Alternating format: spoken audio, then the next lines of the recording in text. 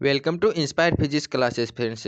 दोस्तों आज हम लेकर के आ गए हैं मोशन इन वन डायमेंशन का पार्ट नंबर 2। दोस्तों हम आपको करा रहे हैं मोशन इन वन डायमेंशन के टॉप 100 एमसीक्यू। तो इसके जो 25 एमसीक्यू हैं वो हमने इसका जो पहले वाला पार्ट है पार्ट नंबर 1 इसमें कंप्लीट कर लिए हैं और आज का दोस्तों इसका पार्ट नंबर 2 है। इसके अंदर हम इसके आगे के जो 26 से आगे के जो सब क्वेश्चन है वो करेंगे। तो दोस्तों यदि आपने इसका पहले वाला पार्ट नहीं देखा है तो आप उसे भी देख लें, उसकी लिंक आपको डिस्क्रिप्शन बॉक्स में मिल जाएगी। और दोस्तों यदि आप इनकी पीडीएफ डाउनलोड करना चाहते हैं तो उनकी भी लिंक आपको डिस्क्रिप्शन बॉक्स में मिल जाएगी। और शुरुआत करते हैं आज का हमारा पार्ट नंबर 2 की। देखते हैं आगे के क्वेश्चन। दोस्तों जो 26वां प्रश्न है इसमें आपको क्या दिया हुआ है कि परिणाम और दिशा में नियत बल के प्रभाव में गति करते हुए कण का पथ होगा। यानी दोस्तों आपको क्या दिया हुआ, कोई पार्टिकल दिया हुआ है और इस पर जो फोर्स है दोस्तों उसका मैग्नीट्यूड एवं जो डायरेक्शन है वो दोनों फिक्स हैं। तो आपको बताना है कि जो पार्टिकल का पाथ होगा यानी किस पाथ के अंदर यह मूविंग करेगा। तो दोस्तों वो होगा हमारा स्ट्रेट लाइन का। यानी कि जब किसी भी पार्टिकल पर फोर्स का जो मैग्नीट्यूड और डायरेक्शन है वो फिक्स रहती है यानी कि नियत रहती है तो उसका जो पथ होता है वो होता है सरल रेखीय। तो इसका राइट आंसर हो जाएगा ऑप्शन नंबर ए वाला। क्योंकि दोस्तों ये जो फोर्स है वो लगातार इसी डायरेक्शन में लग रहा होगा तो ये जो कण है ये पार्टिकल आगे इसी डायरेक्शन में मूविंग करेगा। तो इस कारण इसका राइट आंसर हो जाएगा ऑप्शन नंबर ए। अब आपके लिए नेक्स्ट क्वेश्चन है। इस क्वेश्चन में क्या दिया हुआ है कि किसी कण का विस्थापन समय की तृतीय घात के समानुपाती है तो त्वरण समय के साथ किस प्रकार परिवर्तित होगा। यानी आपको क्या दिया हुआ है कि कोई पार्टिकल है उसका जो डिस्प्लेसमेंट एक्स है वो प्रोपोर्शनल है क्यूब ऑफ टाइम यानी कि क्यूब टाइम की जो क्यूब है उसके समानुपाती है। तो आपको बताना है कि जो एसिलरेशन होगा वो समय के साथ किस प्रकार से चेंज होगा यानी किस प्रकार से टाइम पर डिपेंड करेगा। तो हम जानते हैं जो त्वरण का फॉर्मूला होता है वो विस्थापन बटे समय स्क्वायर होता है। तो यहाँ से दोस्तों ये विस्थापन है इसको टी स्क्वायर से अपन डिवाइड करते हैं तो एक्स अपॉन में टी स्क्वायर होगा वो समानुपाती बचेगा हमारा टी के। यानी कि क्यूब को यदि टी स्क्वायर से डिवाइड करेंगे तो ओनली टी ही बचेगा। और दोस्तों इसको अपन लिख देंगे त्वरण यानी एसिलरेशन। तो यहाँ से हमारा जो एसिलरेशन है वो किसके समानुपाती निकल करके आया है, टी के। यानी कि जो एसिलरेशन होगा वो टी के समानुपाती होगा। जैसे जैसे टी का मान बढ़ेगा वैसे वैसे एसिलरेशन का मान भी बढ़ेगा। तो इस क्वेश्चन का राइट आंसर हो जाएगा ऑप्शन नंबर डी वाला। यानी कि जो हमारा एसिलरेशन है वो समय के समानुपाती होता है यदि विस्थापन समय की क्यूब के समानुपाती हो। तो इस क्वेश्चन का राइट आंसर हो जाएगा ऑप्शन नंबर डी। अब आपके लिए 28वां क्वेश्चन है। इसमें क्या दिया हुआ है कि किसी कण की गति का समीकरण u is equal to a two द्वारा दिया जाता है तो प्रथम 4 सेकेंड में कण द्वारा तय की गई दूरी होगी। यानी दोस्तों आपको क्या दिया हुआ है कि जो कण की गति का समीकरण यानी कण का जो वेग है वो दिया हुआ है 80। तो आपको बताना है कि 4 सेकेंड में इसके द्वारा तय की गई दूरी। हम जानते हैं कि दोस्तों जो डिस्टेंस हमें ज्ञात करनी हो और हमें वेलोसिटी दी हुई हो तो सबसे पहले अपन वेलोसिटी का यदि दोस्तों टी के सापेक्ष अपन समाकलन करते हैं तो हमारी डिस्टेंस या जो डिस्प्लेसमेंट है वो निकल कर आता है। तो यहाँ पर दोस्तों में वेलोसिटी दी हुई है, यदि इसका अवकलन करेंगे टी के सापेक्ष तो हमारा विस्थापन या दूरी निकल कर आ जाएगी। तो दोस्तों हमारा डी इज इक्वल टू क्या हो जाएगा, यदि 80 का अपन समाकलन करेंगे तो ये हमारा हो जाएगा 8t² / 2। अब यहाँ पर यदि दोस्तों में 4 सेकेंड में पूछा गया है तो टी का मान यदि 4 रखेंगे तो हमारा हो जाएगा टी 4 का स्क्वायर 16 और अपॉन में 2। तो 16 को 2 से काटेंगे तो हमारा बच जाएगा 8 है। तो इस प्रकार से दोस्तों हमारा जो तय की गई दूरी है जो डिस्टेंस है वो निकल कर आ गई 8a। तो इस क्वेश्चन का राइट आंसर हो जाएगा ऑप्शन नंबर डी वाला। यानी यदि किसी किरण की गति का समीकरण ये हो और प्रथम 4 सेकंड में तय की गई दूरी पूछी हो तो उसका राइट आंसर हो जाएगा 8 है। सबसे पहले इसका समाकलन करेंगे टी के सापेक्ष और फिर जो टी का पद मान होता है वो वहां पर रख देंगे अपन 4 सेकंड। तो इसका राइट आंसर निकल कर आ जाएगा 8a। अब आपके लिए नेक्स्ट क्वेश्चन है। 29वें क्वेश्चन में क्या दिया हुआ है। अब हमारा 29वां क्वेश्चन है।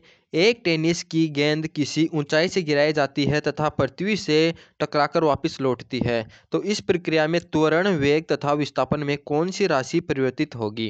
यानी दोस्तों आपको क्या बताना कि एक टेनिस की गेंद है, इसको किसी ऊंचाई से गिराया जा रहा है, फिर टकराने के बाद दोस्तों ये फिर से ऊपर जाती है। तो आपको बताना है कि वेग, त्वरण और विस्थापन में से कौन सी राशि परिवर्तित होगी। तो देखिए दोस्तों यहाँ पर वेग एवं जो विस्थापन है वो दोनों राशि हमारी परिवर्तित हो जाएंगी, और जो त्वरण होगा उसकी यानी कि वह परिवर्तित नहीं होगी। क्योंकि दोस्तों यहाँ पर जो त्वरण लग रहा है वो गुरुत्वीय त्वरण लग रहा है जी, उसकी डायरेक्शन हमेशा नीचे की तरफ रहेगी, चाहे वह ऊपर जाए या चाहे कण नीचे आए। और बल्कि दोस्तों विस्थापन और वेग हैं वो टकराने के बाद चेंज हो जाएंगे, क्योंकि वेग की जो डायरेक्शन हो जाएगी वो टकराने के बाद ऊपर हो जाएगी और टकराने से पहले नीचे थी, और विस्थापन भी दोस्तों हमारा चेंज हो जाएगा।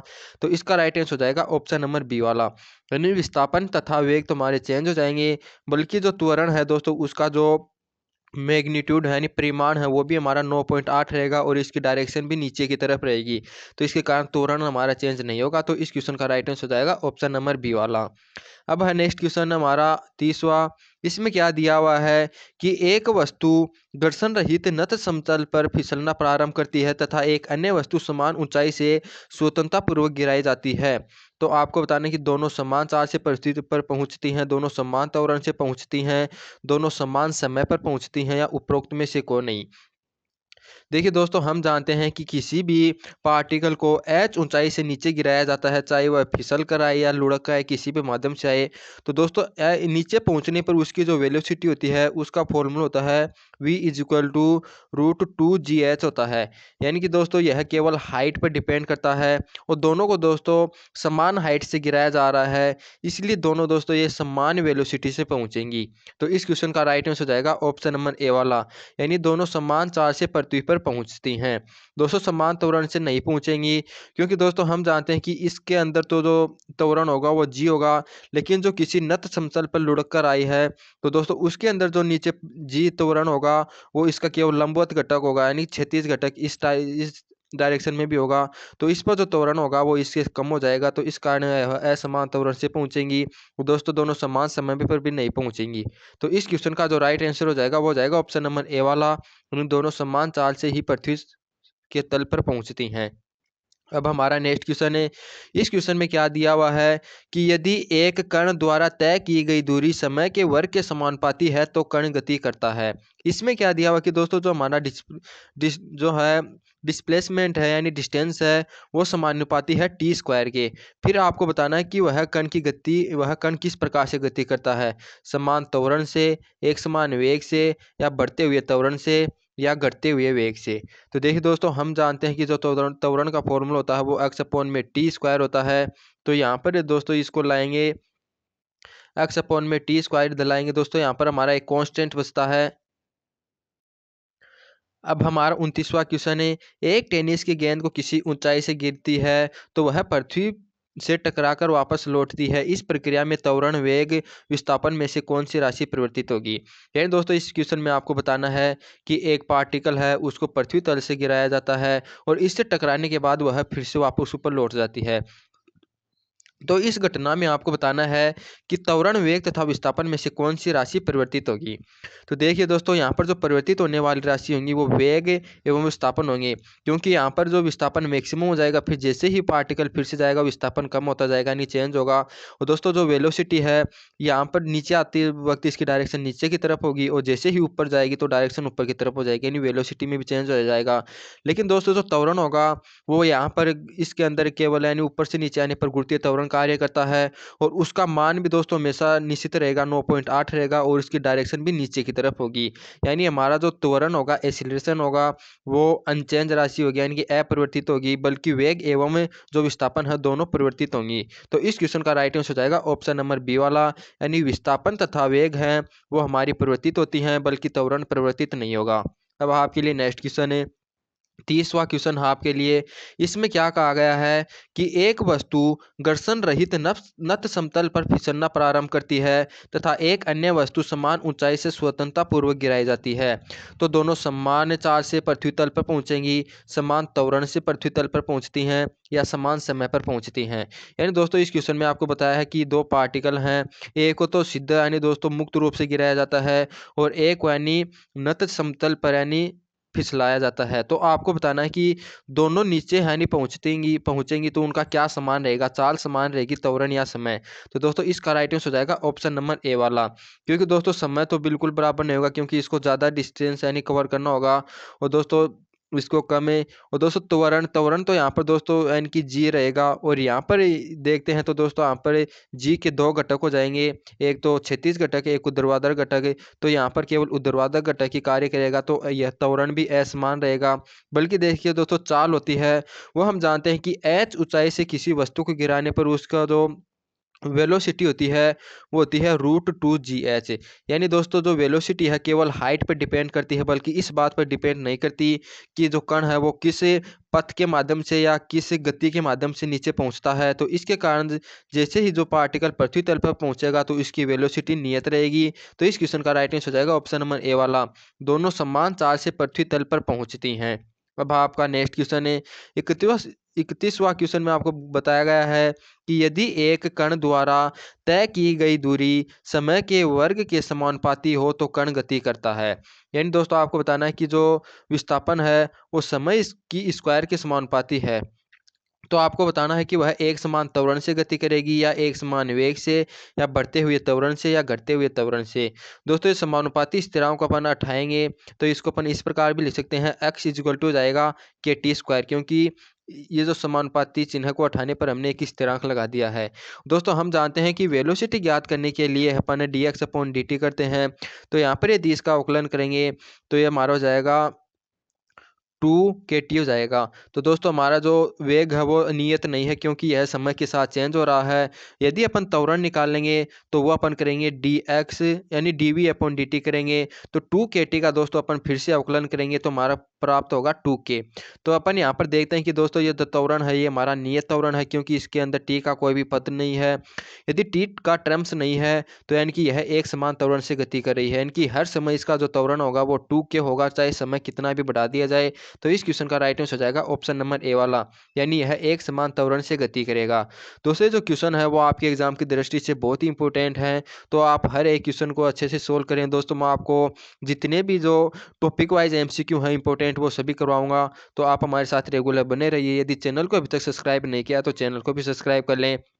और देखते हैं हमारा नेक्स्ट क्वेश्चन है, किसी कण का त्वरण परिवर्तित होता है यदि, यानी दोस्तों कोई कण है यदि उसका त्वरण परिवर्तित होगा यदि वेग की दिशा बदलती है, वेग का परिमाण बदलता है, दोनों बदलते हैं, या चाल बदलती है। देखिए दोस्तों इस क्वेश्चन का राइट आंसर हो जाएगा ऑप्शन नंबर सी वाला, यानी जो त्वरण होता है वो दोस्तों वेग पर डिपेंड करता है, वेग के परिमाण और दिशा दोनों पर डिपेंड करेगा। यदि केवल वेग की डायरेक्शन चेंज हो रही है तो भी दोस्तों हमारा त्वरण चेंज हो जाएगा, यदि केवल वेग का परिमाण बदल रहा है तो भी हमारा त्वरण परिवर्तित हो जाएगा। तो इस क्वेश्चन का राइट आंसर हो जाएगा ऑप्शन नंबर सी वाला, यानी दोनों बदलने पर ही हमारा त्वरण परिवर्तित हो जाता है।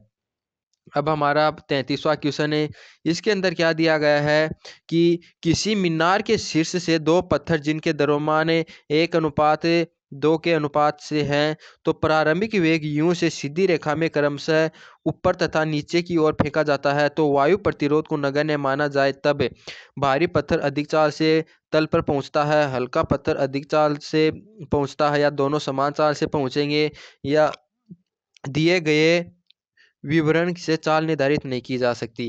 दोस्तों इस क्वेश्चन का जो राइट आंसर हो जाएगा वो हो जाएगा ऑप्शन नंबर सी वाला, यानी दोनों समान चाल से पहुंचेंगे। देखिए दोस्तों आपको बताया क्या गया है कि कोई एक हमारी मीनार का शीर्ष है, उससे दोस्तों दो कण हैं जिनके द्रव्यमान क्रमशः m1 एवं यानी 1:2 में है, और हल्का है दोस्तों जो उसको ऊपर की ओर फेंका गया है, और जो भारी है उसको नीचे की ओर फेंका गया है, और दोनों को समान वेलोसिटी से फेंका गया है। तो आपको बताना है कि नीचे पहुंचते समय वह किसकी वेलोसिटी अधिक होगी। तो दोस्तों यहाँ पर वेलोसिटी दोनों की समान होगी, क्योंकि दोस्तों ये जो ऊपर फेंका गया कण है वो ऊपर जाकर के फिर से यानी नीचे आएगा, तो इसकी भी वेलोसिटी जितनी से फेंकी गई है उतनी हो जाएगी, यानी कि यूं ही हो जाएगी। यानी दोनों कण समान वेलोसिटी से ऊपर से स्टार्ट होते हैं, यानी इसके शीर्ष की मीनार से, और दोनों तल पर पहुंचेंगे तो उनकी वेलोसिटी दोनों की समान होगी। तो इस क्वेश्चन का राइट आंसर हो जाएगा ऑप्शन नंबर सी वाला, यानी दोनों समान चाल से पृथ्वी तल पर पहुंचेंगे। अब हमारा नेक्स्ट क्वेश्चन है, एक कार विराम से प्रारंभ होकर 6वें सेकंड में 120 मीटर की दूरी तय करती है, तो कार का त्वरण होगा। यानी दोस्तों इस क्वेश्चन में आपको क्या बताया गया है कि एक कार है जो विराम अवस्था से प्रारंभ करती है और 6वें सेकंड में 120 मीटर दूरी तय करती है, तो त्वरण। तो दोस्तों हम जानते हैं कि nवें सेकंड में तय की गई दूरी का जो फॉर्मूला होता है वो h = u + a/2 कोष्टक में 2n-1 होता है। तो यहाँ पर हमें 6वें सेकंड में तय की गई दूरी 120 दे रखी है और वह विराम से प्रारंभ करती है, तो u का मान 0 जाएगा और a का मान हमें निकालना है और n का मान रखेंगे अपन 6। तो 6 का 6 दूनी 12, 12 में से a गया तो यहाँ पर हो जाएगा 11। तो इस प्रकार से दोस्तों इसको सोल्व करेंगे तो a बराबर हमें जो प्राप्त हो जाएगा वो कितना प्राप्त हो जाएगा, 120 सेंटीमीटर है दोस्तों। इसको मीटर में चेंज करेंगे तो 2 गुण यानी 10⁻⁻2 से भी मल्टीप्लाई कर देंगे। तो इस प्रकार से यहाँ पर यदि इसको आप सोल्व करोगे तो a का मान दोस्तों हमें प्राप्त हो जाएगा 0.218 मीटर पर सेकेंड स्क्वायर। यानी इसको 2 से मल्टीप्लाई करेंगे और 11 से डिवाइड कर देंगे, इस पूरे को मल्टीप्लाई करके तो हमारा आंसर निकल कर आ जाएगा 0.218 मीटर पर सेकेंड स्क्वायर। तो इस क्वेश्चन का राइट आंसर हो जाएगा ऑप्शन नंबर सी वाला। अब हमारा नेक्स्ट क्वेश्चन है, इसमें क्या दिया हुआ है कि एक कण विस्थापन से एवं त्वरण से गति प्रारंभ करता है। इसके 2 सेकंड पश्चात एक अन्य कण बी विराम अवस्था से A2 त्वरण से गति प्रारंभ करता है। यदि A के गति आरंभ में 5वें सेकंड में दोनों समान दूरी तय करते हैं तो A1 अनुपात A2 का मान होगा। यानी दोस्तों आपको क्या दिया हुआ है कि 2 पार्टिकल हैं A एवं B। A को दोस्तों A1 त्वरण से विराम अवस्था से गति कराया जाता है और इसके 2 सेकंड पश्चात जो हमारा B पार्टिकल है इसको भी A2 त्वरण से यानी गति प्रारंभ करवा दी जाती है। तो दोस्तों A के स्टार्ट होने के 5 सेकंड बाद जिस सेकंड में जो तय की गई दूरी होती है दोनों की समान होती हैं। तो इसके लिए तो दोस्तों वो 5वें सेकंड में तय की गई दूरी हो जाएगी।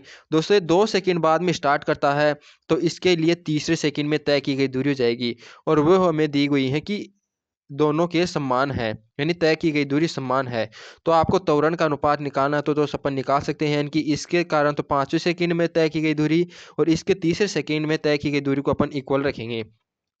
तो दोनों अब हम जानते हैं कि जो nवें सेकंड में तय की गई दूरी का फॉर्मूला होता है u + 1/2 और 2n-1 होता है।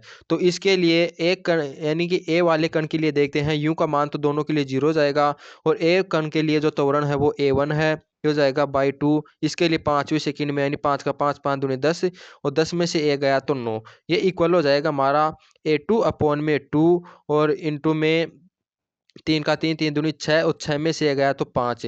तो इस प्रकार से दोस्तों 2 से 2 कैंसिल हो जाएगा। A1/A2 का मान अपन यदि निकालेंगे तो हमें प्राप्त हो जाएगा 5/9। तो इस क्वेश्चन का राइट आंसर हो जाएगा ऑप्शन नंबर ए वाला।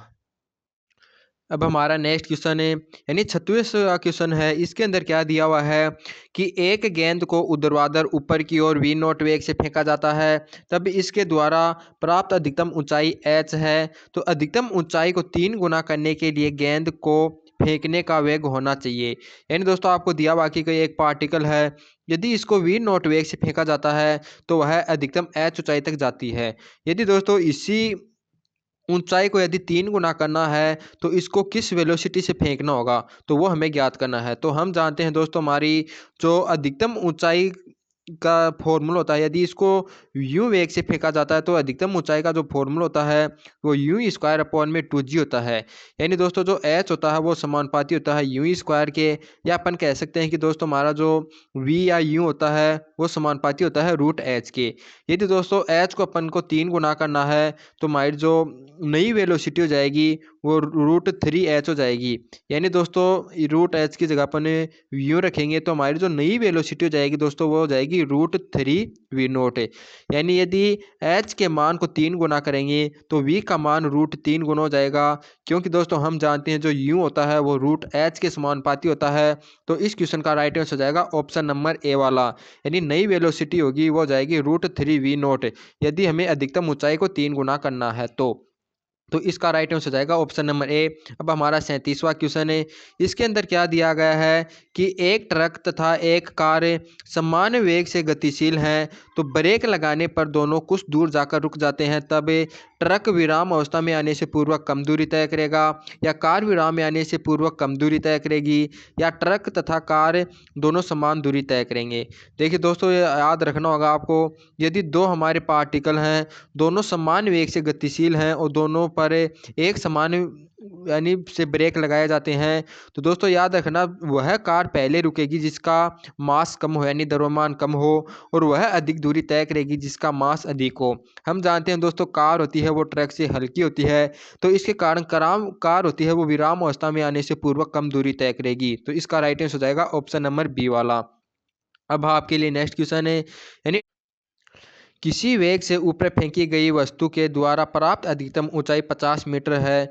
एक अन्य वस्तु जिसका द्रव्यमान 2 गुना हो उसको 2 गुने प्रारंभिक वेग से फेंका जाए तो प्राप्त महत्तम ऊंचाई होगी। यानी दोस्तों इस क्वेश्चन में आपको क्या दिया हुआ है कि कोई एक वस्तु है उसको ऊपर फेंका गया है किसी वेग u से, तो वह 50 मीटर तक जाती है। यदि दोस्तों इस वस्तु का अन्य कोई अन्य वस्तु है जो इससे दुगने द्रव्यमान की है और इसके दुगने वेग से फेंका जाता है तो यह कितनी ऊंचाई पर जाएगी। तो दोस्तों याद रखना जो ऊंचाई का फॉर्मूला होता है वो यू स्क्वायर अपॉन में 2g होता है, यानी यह केवल इसी बात पर डिपेंड करती है कि इसको किस वेग से फेंका जा रहा है। दोस्तों यह द्रव्यमान पर डिपेंड नहीं करेगी। तो यहाँ से यदि अपन h2 अपॉन h1 निकालेंगे तो दोस्तों हमारा हो जाएगा ये u2 square upon u1 square, यानी यह द्रव्यमान पर डिपेंड नहीं करेगी।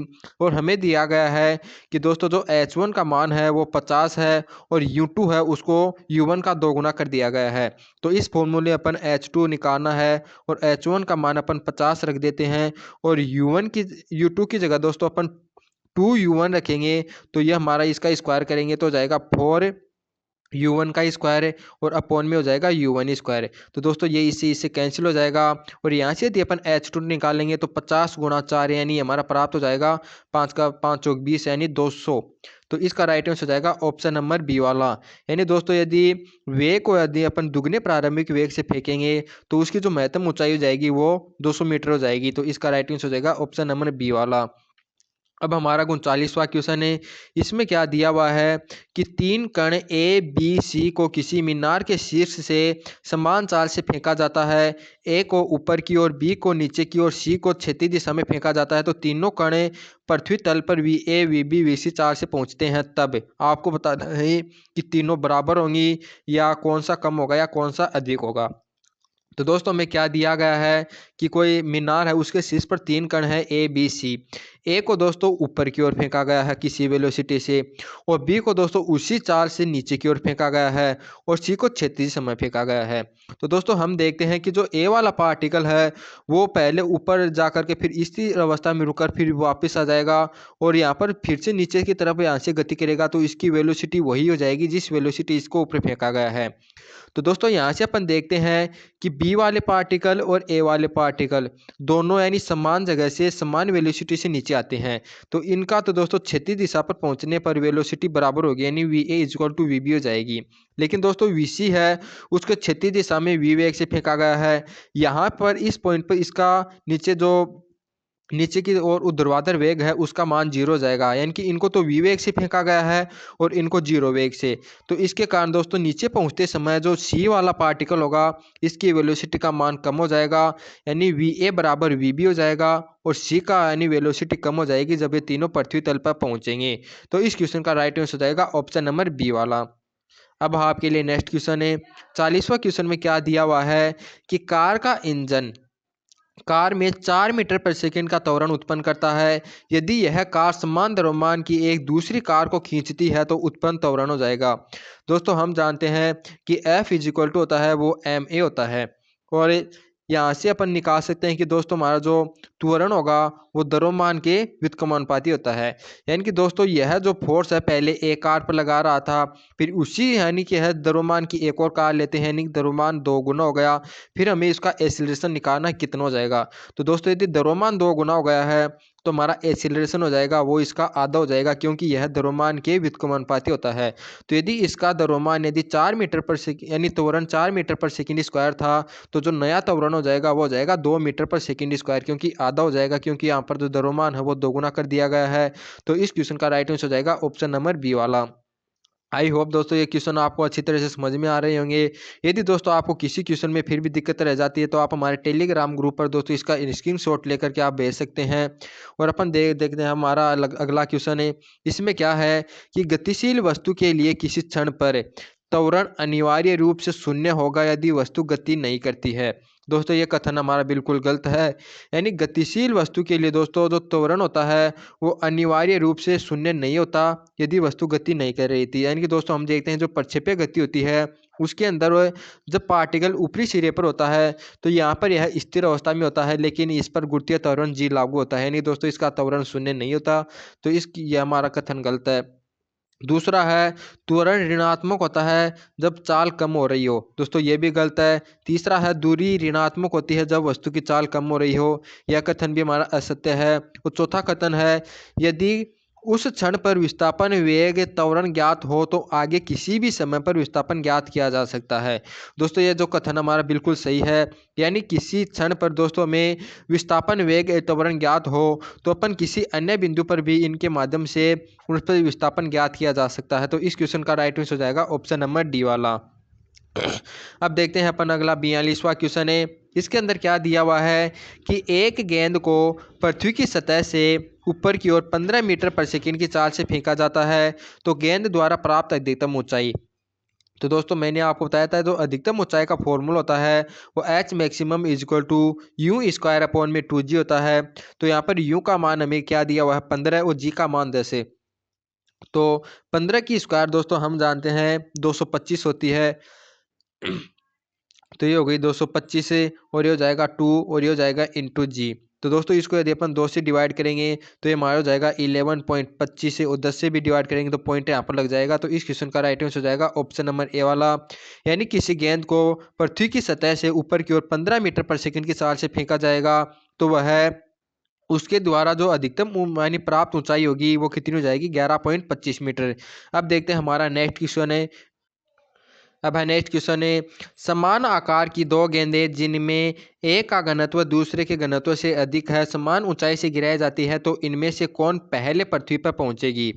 एंड दोस्तों आपको क्या दिया हुआ है कि समान आकार की दो गेंदें हैं लेकिन इनका घनत्व अलग अलग है यानी डिफरेंट है और दोनों को एक साथ किसी ऊंचाई से गिराया जाता है तो आपको बताना कि पृथ्वी तल पर पहले कौन सी पहुंचेगी। दोस्तों इसका राइट आंसर हो जाएगा ऑप्शन नंबर सी वाला, दोनों साथ पहुंचेंगी।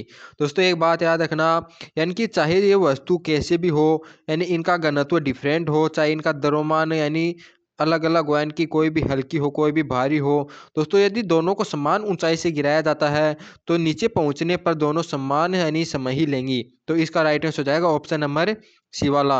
यानी दोस्तों ऊपर से नीचे आने पर जो लगा समय होता है वह वस्तु के घनत्व एवं उसके द्रव्यमान या आकार या आकृति पर डिपेंड नहीं करता, वह केवल हाइट पर डिपेंड करता है। तो यदि दोनों को समान हाइट से गिराया जा रहा है तो वह समान समय में ही पृथ्वी तल पर पहुंचेंगी। तो इसका राइट आंसर हो जाएगा ऑप्शन नंबर सी। अब हमारा 44वां क्वेश्चन है। इसके अंदर क्या दिया हुआ है कि 200 मीटर की ऊंचाई से कोई पिंड गिरना प्रारंभ करता है तो t बराबर 0 से t बराबर 6 सेकंड के मध्य 2 सेकंड के अंतराल के द्वारा तय की गई दूरी का अनुपात होगा। यानी दोस्तों हम जानते हैं कि nवीं सेकंड में तय की गई दूरी का जो फॉर्मूला होता है वो U plus A by two कोष्टक में 2n-1 होता है। यानी दोस्तों जो तय की गई दूरी होती है वो 2n-1 के समानुपाती होती है। तो यहाँ से अपन देखेंगे यानी कि दोस्तों समान अंतराल के बाद यदि इनको गिराया जाता है तो यहाँ पर n का मान एक बार 1 रखेंगे, एक बार 2, एक बार 3। तो हमें जो प्राप्त दूरी का जो अनुपात होगा वो हमें प्राप्त होगा 1:3:5। यानी दोस्तों समान अंतराल के अंदर उनके द्वारा तय की गई दूरी होती है उनका अनुपात होता है 1:3:5। तो इसका राइट आंसर हो जाएगा ऑप्शन नंबर सी वाला। अब आपका नेक्स्ट क्वेश्चन है। इसमें बताया गया है h तथा 2h ऊंचाइयों से दो गेंदें छोड़ी जाती हैं, इन गेंदों को पृथ्वी तक पहुंचने में लगने वाले समय का अनुपात होगा। यानी दोस्तों आपको क्या दिया हुआ है कि h तथा 2h ऊंचाई से दो गेंदों को छोड़ा जाता है तो जब यह पृथ्वी तल पर पहुंचती हैं तो उनमें लगने वाला समय है उसका अनुपात आपको बताना है कितना होगा। दोस्तों हम जानते हैं कि जो टी का फॉर्मूला होता है वो √2h/g होता है। यानी किसी वस्तु को यदि h हाइट से गिराया जाता है तो उसको नीचे पहुंचने में जो लगा समय होता है उसका फॉर्मूला होता है √2h/g। यानी कि टी जो समानुपाती होती है वो √h की होती है। तो यहाँ से दोस्तों अपन कह सकते हैं कि T1 जो T2 हो जाएगा वो किसके इक्वल हो जाएगा √H1 के। अब हमें बताया गया है कि दोस्तों H1 का मान तो h है और H2 का मान 2h है। तो यहाँ से रूट एच से रूट एच कैंसिल हो जाएगा और T1/T2 का जो हमें मान प्राप्त हो जाएगा वो 1/√2 हो जाएगा। तो इस क्वेश्चन का राइट आंसर हो जाएगा ऑप्शन नंबर ए वाला। यानी यदि किन्हीं दो वस्तुओं को h एवं 2h ऊंचाइयों से गिराया जाता है तो इनको पृथ्वी पर पहुंचने में जो लगा समय का अनुपात हो जाएगा वो हो जाएगा 1/√2। अब आपके लिए 44वां क्वेश्चन है। इसमें है M1 M2 है M3 द्रव्यमान की तीन भिन्न वस्तुएं तीन प्रकार के घर्षण विहीन मार्गों में बिंदु O से गिरना प्रारंभ करती हैं तो पृथ्वी पर पहुंचने में वेगों का अनुपात होगा।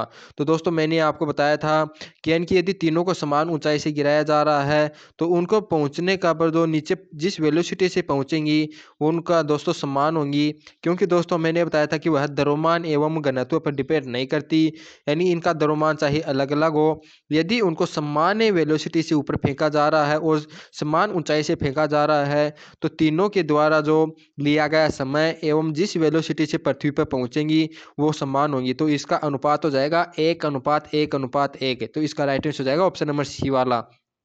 अब है आपका लिए 47वां क्वेश्चन है। एक क्रिकेट गेंद को 19.6 मीटर पर सेकंड के वेग से ऊर्ध्वाधर ऊपर की ओर फेंका जाता है, इसके द्वारा प्राप्त अधिकतम ऊंचाई होगी। यानी दोस्तों एक क्रिकेट की गेंद है, उसको इस वेलोसिटी से ऊर्ध्वाधर फेंका जा रहा है तो प्राप्त अधिकतम ऊंचाई कितनी होगी। तो दोस्तों मैंने आपको बताई थी एच का फॉर्मूला होता है u²/2g। तो u स्क्वायर का मान हमें दिया हुआ है 19, यानी u का मान 19.6 दिया हुआ है तो स्क्वायर करेंगे तो 19.6 गुना 19.6 हो जाएगा और अपॉन में 2g, यानी दोस्तों 9.8 को अपन करेंगे 2 से तो हो जाएगा 19.6। तो 19.6 से 19.6 कट जाएगा और जो हाइट का मान आ जाएगा वो मार्क कितना हो जाएगा 19.6। तो इसका राइट आंसर हो जाएगा ऑप्शन नंबर बी वाला। अब आपके लिए नेक्स्ट क्वेश्चन है। इसमें क्या दिया हुआ है कि एक कण द्वारा तय किए गए पथ की प्रकृति निम्न में से किसके द्वारा ज्ञात की जाती है।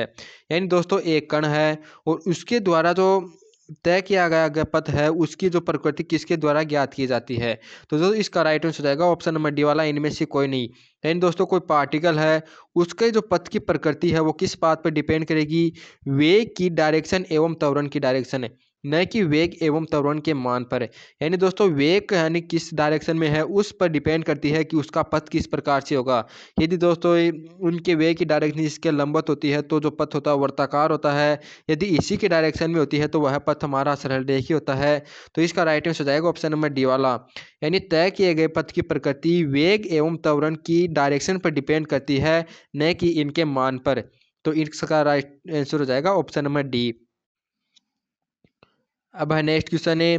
50 मीटर लंबाई की दो रेलगाड़ियां परस्पर विपरीत दिशा में 10 मीटर पर सेकंड तथा 15 मीटर पर सेकंड के वेग से गतिशील हैं, वे कितने समय में एक दूसरे को पार कर लेंगी।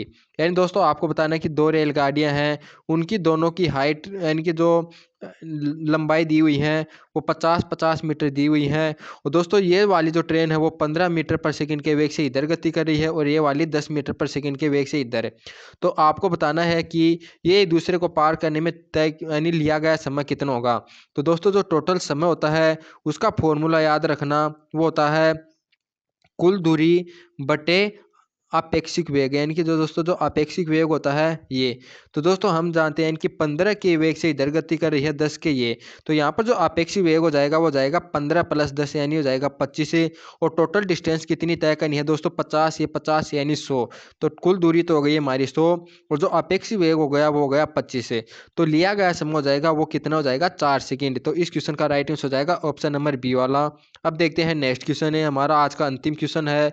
इसमें क्या दिया हुआ है कि दो विशिष्ट क्षण पर दो समान प्रकार की कारों का वेग u तथा 4u है, दोनों कारों के विराम से आने से पूर्व चली गई दूरी का अनुपात होगा।